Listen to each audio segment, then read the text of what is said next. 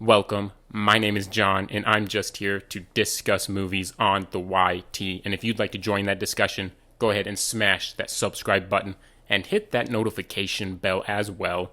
And the long-awaited release of Zack Snyder's Justice League was this past Thursday. And so I felt like ranking. Plus, I did a review series of all of Zack Snyder's movies, so go ahead and check out all of my reviews because I've reviewed every single one of these. And so check out those for more extended thoughts. And Zack Snyder's a director that has now 3 movies that I'm a massive fan of. He's got one movie that's pretty bad but fun to watch. He's got 2 movies that are divisive that I personally have a complicated relationship with throughout my movie viewing history. And so let's get started. And so coming in last place pretty easily is Sucker Punch. This is a movie where I like the idea that it's trying to do. I like some of the themes it's trying to tackle, but it misses the ball on pretty much all of them. It has some fun sequences in it, but the storytelling is fairly incoherent, and there's just so many hammy moments with some of the acting, especially with Oscar Isaac's character. It's just a movie that I can have fun watching it, but it's not very good, and that's pretty much why it comes in at last place. And coming in at number 7 is Batman vs. Superman: Dawn of Justice. Now, this is based off of the Ultimate Edition as well. This is a movie I've had a complicated relationship with, sort of. I mean, I've pretty much always had a negative opinion of it. You know, recently, I've grown a little more positive on it. Even especially after the release of Zack Snyder's Justice League, I would actually probably give this a barely positive score, at least the Ultimate Edition. But I'm still not the biggest fan of it, mainly because of the villain choices in the movie. I think Jesse Eisenberg is terribly miscast, and beyond that, the writing of his character was writing you would put on the Riddler, not on Lex Luthor. And then it's just a terrible adaptation of Doomsday. And I'm a massive fan of the Death of Superman story. And then coming in at number 6 is Legend of the Guardians, The Owls of Ga'Hoole. This is a movie where it's visually pretty good. It's visually pretty stunning of a movie. But all that aside, it's a movie mixed with a bunch of YA novel adaptation and animated movie cliches. You have a moment with the brothers that is taken straight out of Scar and Mufasa on the cliff from Lion King. You have there's so many moments in the movie that just feel like taken from other movies, and they just feel really cliched. But the movie itself, I was positive on in my review. I still think it's a great movie that if I had seen it when it released, because this was the first time I had actually ever watched it, if I had seen it when it was released, I probably would have been a much bigger fan of the movie. But as of now, it just feels like a movie that we've seen 1,000 times, and we've seen it done better. And coming in at number 5 is Dawn of the Dead. Now, I did give this a higher rating than a movie that I am ranking ahead of it. And that's simply because my ratings a lot of times depend on the day and the mood I'm in. And so in terms of these rankings, I have time to sit with them a little longer and decide my ranking. And the rating wasn't that much higher. It was very minuscule higher of a rating than the next movie on this list. And so, talking about Dawn of the Dead anyway, it's a great movie. There's some moments, I'm not a big fan of some of the characters, like Ty Burrell's character, and some of the acting I'm not the biggest fan of, but it's still a visually stunning movie, like pretty much every Zack Snyder movie. And on top of that, even though I'm a huge horror fan, I'm not the biggest zombie guy.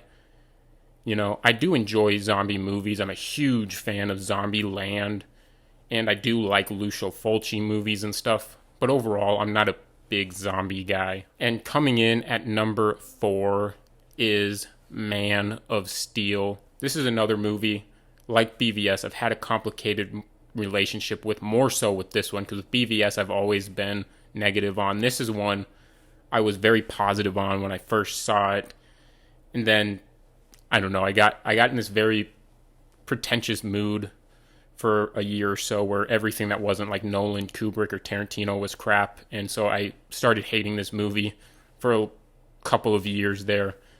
But it's grown pretty much since, and I've started kind of loving it again, but I still have issues with it.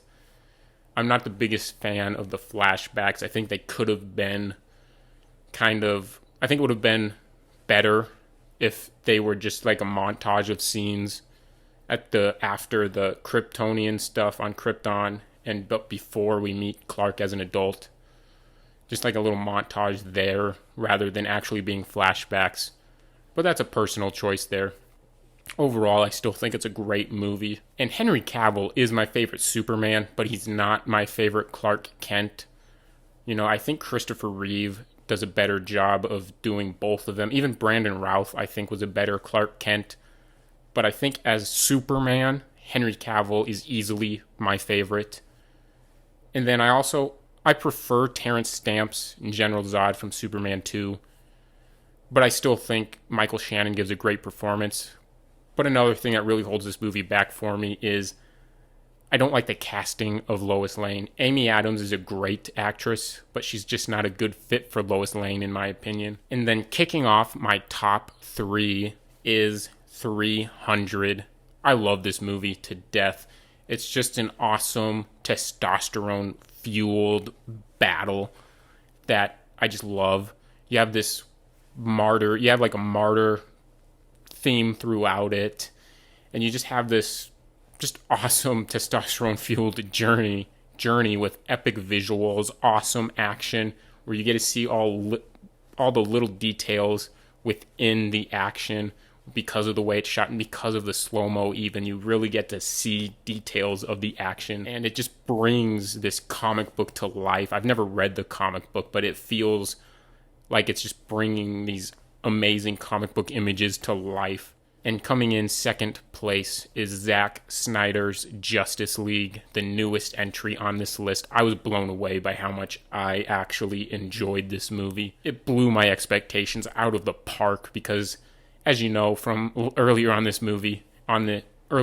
video, I'm not a big fan of BVS.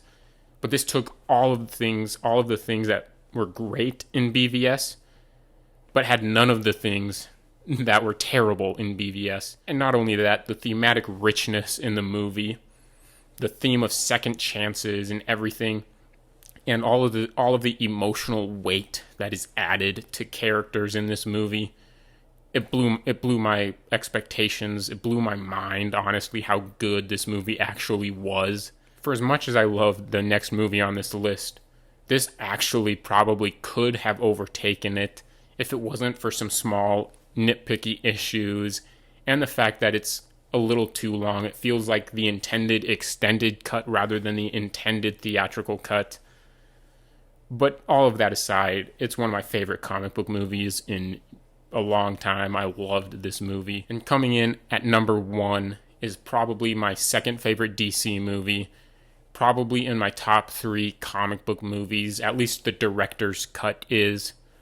And that is Watchmen, Zack Snyder's Watchmen. I've loved this movie ever since I first watched it. I even love the theatrical cut, even though the theatrical cut might be ranked a little lower, at least in terms of comic book movies. But the director's cut is amazing in my mind. It's a masterpiece, pretty much a perfect movie in my mind.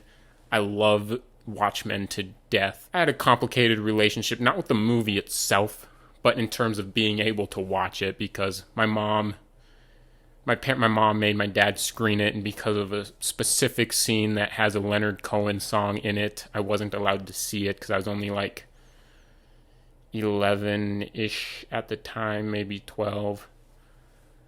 But I watched it, because they had rented a physical copy, and so one day I snuck it away and watched it on a portable DVD player, which probably wasn't the best viewing. Probably wasn't the best decision to view this for the first time on a small little screen, but I loved it anyway, and I've always loved it. It's another movie that's just thematically rich, especially with the way it explores nuclear the nuclear arms race and just Cold War and just everything. Like, how do you actually accomplish peace, and just questions like that. It's an amazing movie in my mind. So thanks for watching my ranking of Zack Snyder's movies. Go ahead and share your ranking in the comment section down below and share your thoughts on his filmography as a whole. And if you enjoyed this ranking video, go ahead and smash that thumbs up icon, smash the subscribe button, and hit that notification bell as well to stay up to date on my channel.